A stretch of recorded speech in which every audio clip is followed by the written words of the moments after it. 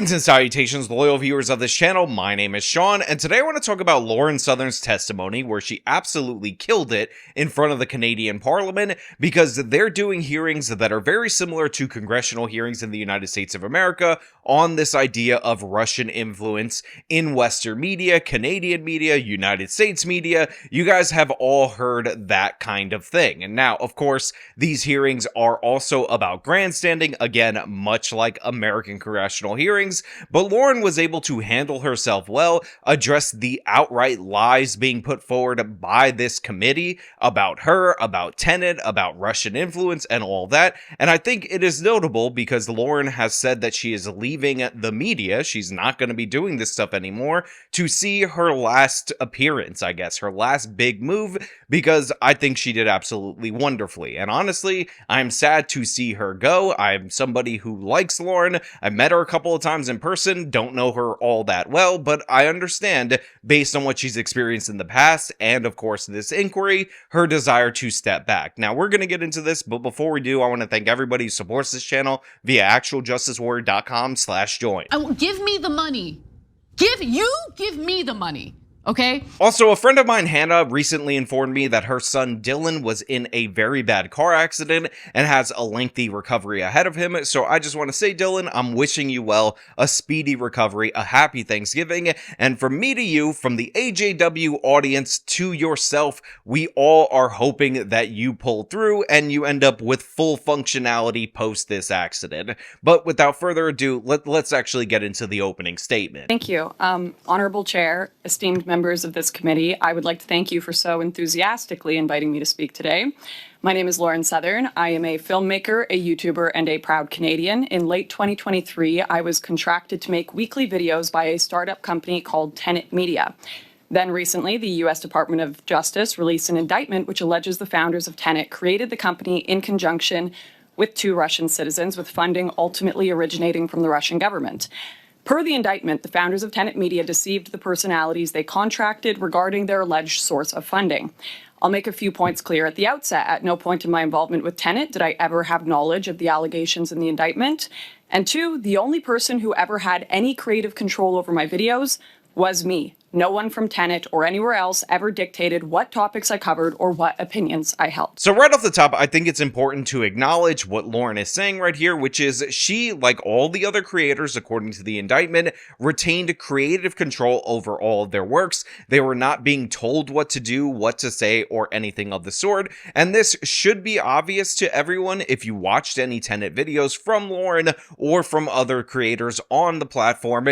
You'll know that they actually did the same content that they did on their normal channels, but just for Tenet. It was just a licensing agreement. The idea that they were having the Russians in their ears telling them which topics to cover or not cover is absolutely absurd. And by the way, it should also be made obvious that Lauren Southern was going against the grain, against some divisive narratives, specifically around the Red Pill movement, while at the same time, Lauren Chen, the alleged, but not even technically alleged because she hasn't been indicted, mastermind behind this Russian op or puppet of the Russians, would disagree with. So you had lots of disagreement at Tenet Media. You had people going their own direction. And in addition to that, the size and scope of this influence operation can only be described as an objective failure, as Lauren lays out. I always seek to fight disinformation in all of its forms, and therefore I have a duty to inform this committee that disinformation has been spreading within these very walls. Some in the media, and even witnesses to this committee, have attempted to paint a picture of Tenet as a hugely influential player in the political media landscape. This, frankly, is just not true. A previous witness to this committee, who went unchallenged, stated that Tenet Media controlled a network of over 16 million subscribers. This is not true. On their largest platform, YouTube, Tenet had barely over 300,000 subscribers. I believe the 16 million figure referred to the total number of subscribers among all of the personalities who had videos contracted or licensed by Tenet. Subscriber base is that, given all of the facts, Tenet had absolutely no control over. To claim that Tenet controlled those subscribers would be like claiming that a TV network had influence over the United States presidency because they air reruns of The Apprentice. The same witness claimed Tenet garnered over 1 billion video views and 20 billion impressions. I have absolutely no idea where those numbers came from. Very readily available public data shows that on its largest platform, YouTube, Tenet received only 16 million total views. Based on the witness's specious numbers, he asserted that Russia received extraordinary value for their money. Anyone with even a cursory understanding of new media would know, however, that $10 million for 16 million views on YouTube hardly qualifies as extraordinary value. In fact, it qualifies as a total failure. So there is, in fact, a silver lining here. If the allegations are true, it appears Russia did attempt to influence Western media, but they failed pretty miserably. So I think this is some absolutely crucial information for Lauren to clear up, because in the earlier testimonies in this committee, essentially what they did was combine all of the subscribers of all of the people who were licensed at Tenet to make it seem like they were the Tenet network as a whole in order to greatly inflate the numbers, when in reality, Tenet Media had about 300,000 subscribers at the time that it was shut down by YouTube. But even more realistically, they were in and around 100,000 subscribers, but for a jump in 200,000 subscribers a month or two prior to the indictment dropping, a jump of which, by the way, many of people are suspicious of, thinking that maybe the Department of Justice was trying to juice the numbers in order to make them seem more influential. However, I do also want to point out that some people at Tenet have come forward and said, no, we actually did an advertising campaign just prior to this dropping, so that rapid growth in subscriptions may in fact be due to said advertising campaign. That being said, I do think it's important for Lauren to clear this up, and in her opening statement, she does just that. Now, I know the chief concern of this committee is how this debacle may have influenced Canadians. Well, I was the only Canadian commentator and the only host that consistently discussed Canadian issues. In fact, if the company had any creative control over me, which they didn't, they probably would have asked me to stop making Canadian videos since they didn't perform very well. So if you were worried about this alleged Russian money unduly influencing Canadian issues, good news, didn't happen. And I'll be honest, it has been surreal for me to watch our government, experts, and media assert that scripts I would jot down in my notes app in a line at the grocery store were secretly part of a giant foreign influence campaign. Arguably, the largest actual impact on Canadians here has been the amount of tax dollars they've had to spend investigating this non-issue. Some in the media and this government seem to have concluded that the only reason a regular Canadian could possibly hold certain views that do not align with the current Liberal administration is because of pernicious, widespread Russian disinformation. I would like to propose an alternative hypothesis, and I know it may sound insane. I know this breaches the borders of conceivable thought, but maybe, just maybe, some Canadians consulted their own moral compass and decided they don't want this country funding foreign wars. Maybe they looked around them at the hospital lineups or housing prices and thought immigration might be a little high. Maybe they lost their business during lockdown and think, I worry about my freedoms in this country. Some in this government are hell-bent on drastically exaggerating the extent of foreign influence because they can't seem to stomach the idea that they might be wrong about something and that a growing majority of Canadians legitimately and organically oppose what they are doing. They simply can't conceive that they are becoming unpopular naturally, so there must be foul play at work. Let me make this abundantly clear once more. No one but myself and my true experiences as a Canadian have informed my opinions. And to any members of this government who may be listening, I would suggest you familiarize yourself with these opinions because they are rapidly becoming the views of the majority of this nation. Thank you. So this is one of the reasons why people really do like Lauren Southern. So she was essentially summoned to this committee, compelled to testify before Parliament, and she has faced, according to her later testimony, ridiculous amounts of pressure from the Canadian federal government in order to turn state's evidence against presumably Lauren Chen and Liam Donovan, to the point where they're harassing her and saying that she could lose custody of her kids if she doesn't comply. Yes, as I mentioned, CSIS came to my house while I was making dinner for my child and tried to speak with me, but did so in a way that I was not comfortable with. And I have also, quite frankly, experienced quite a bit of harassment and stalking from them. When I told them I did not want to speak, they called me dozens and dozens of times. They found my gym. They told me that if I did not essentially become an informant for them, that I love being a mother, I love my child, and I would love to see him grow up and be there to provide for him, and it would be a shame if something happened to me. So I'm not too impressed with the state of law enforcement in this country right now, to be honest. But rather than come in super sheepishly or anything of the sort, she says, look, I said all the things that I said because I believe them, and guess what? You're unpopular because of the things that you believe and you practice, not because of Russian disinformation. And no amount of inflating the amount of influence in this country is going to change that. So get used to these opinions becoming a majority opinion, because that's exactly what's happening. And she actually later on cites Justin Trudeau changing his rhetoric around the immigration issue, saying that they have to pull back the immigrants coming to Canada, which of course is due to the fact that he's in political trouble, and make no mistake about it, he definitely doesn't mean it. As far as I'm aware, just this month, Prime Minister Justin Trudeau announced a pause to immigration, or a decrease in immigration for the next 3 years, citing unsustainable growth. This is one of the critiques that has been my main critique on Tenet Media and off Tenet Media. And having it portrayed as Russian disinformation by this committee, or even aiding and abetting Russians, has been very interesting. I may understand I may have been right too early on this issue, and as so I must be socially punished by this regime. But although much too late, I happen to believe that Justin Trudeau is making the correct decision there, and I would hope that this committee wouldn't advocate Canadians stop drinking water or wearing seatbelts because someone with the last name Ivanov or Petrov suggested it was a good idea.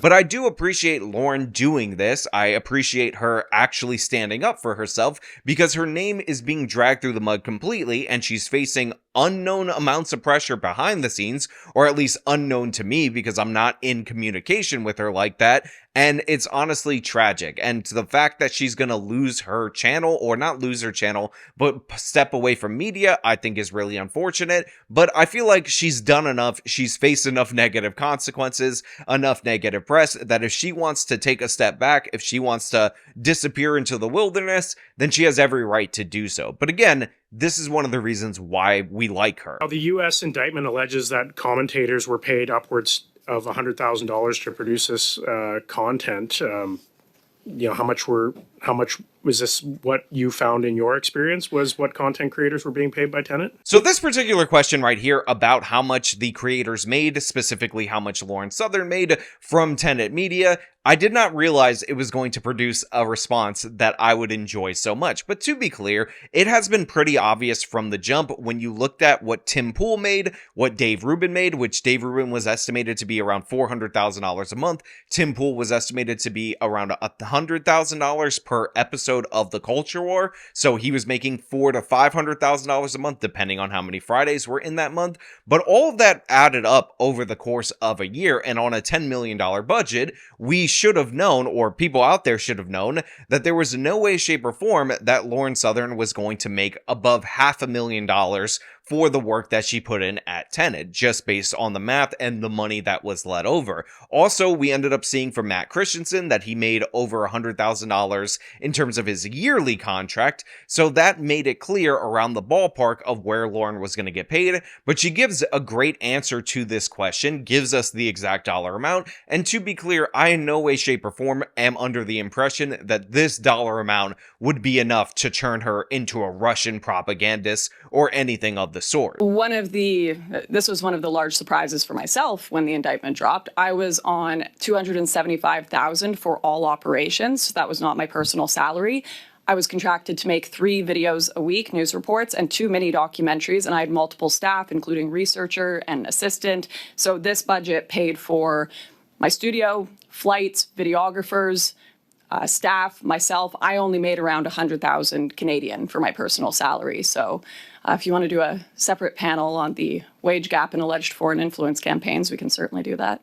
I mean, come on. Who does not love that Lauren made a wage gap joke right there in this particular moment in this hearing? This is how I knew that she was going to kill it throughout the course of her testimony. And to be clear, the way that she gets paid $275,000 and her take home is only 100,000 Canadian, even though the 275 is USD. And by the way, that averages out to about $72,000 to $75,000 American for her personal salary, is that money gets sent to a corporation, the Lauren Southern Lauren Corporation, whatever the hell it's called, and then she uses that company to pay her assistant, to pay the other people that end up working for her. And like I said in my original and my second video about this whole Tenet Media debacle, the thing that you don't see is all those other people that are dependent on the income generated from Tenet, that were hired, that are going to lose their jobs and may not recover ever from this. And that's what she's referring to as far as her overhead costs, not to mention the production costs, which if you saw Lauren's documentaries, if you saw the style of some of her videos,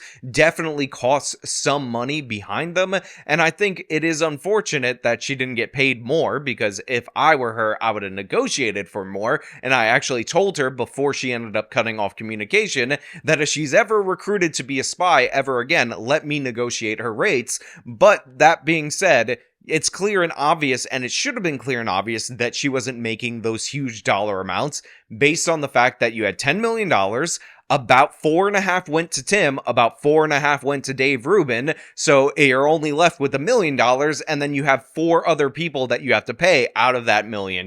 So Viva Frey actually has the entirety of this testimony. I highly recommend you watch it in full for yourself to see how well she performed in front of the Canadian Parliament. But to be clear, I'm not going to go over each and everything that is said in this particular testimony, especially because, like in the United States of America, you have a lot of grandstanding representatives. In fact, the second representative, a guy who's like Skyping in, said something really nasty and disgusting to Lauren about somebody that she interviewed back in like 2018. And honestly, I'm gonna skip over his whole testimony, but if you guys know a little bit more about that particular interview, which I'm not that aware of, then maybe you watch it, you see how she responded, because I give her credit for fighting back against that, even though they try to cut her off from being able to answer. It was kind of like the door is closing and he hurled one last insult and tried to get away with it. And I think that is cowardice to the extreme. But let's get into some of the other interactions that I found to be hilarious. You also said, though, in your opening,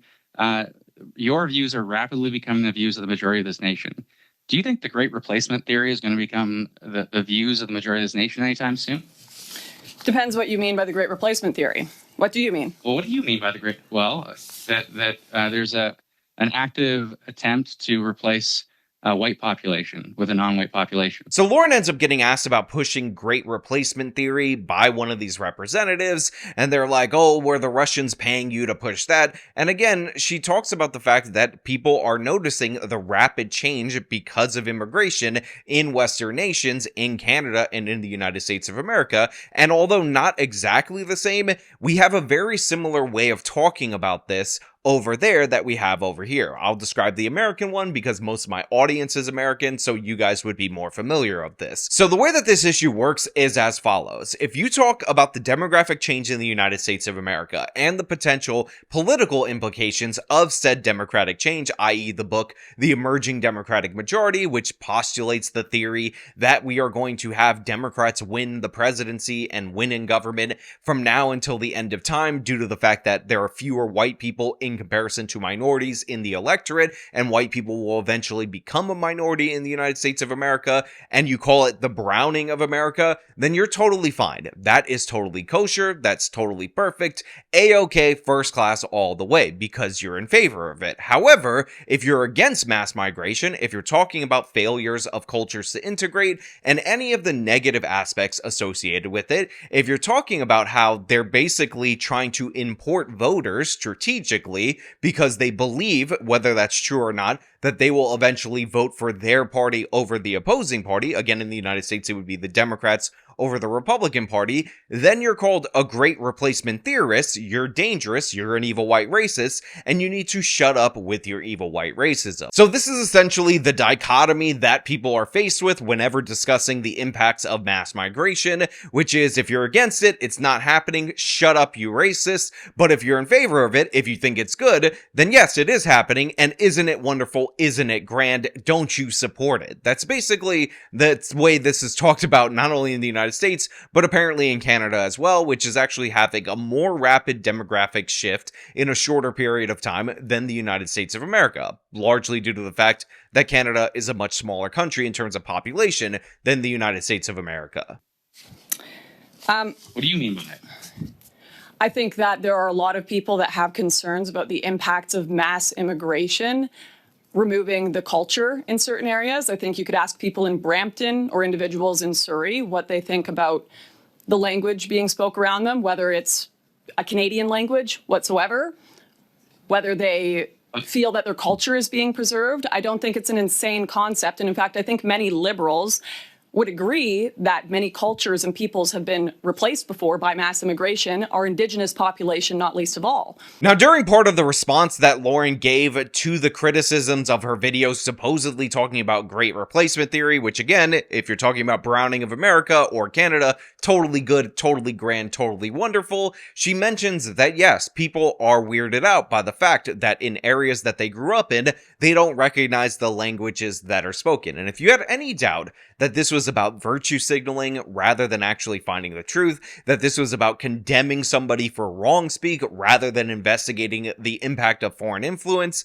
get a load of the question that she is asked by this particular woman. Do you agree with his views on Ukraine?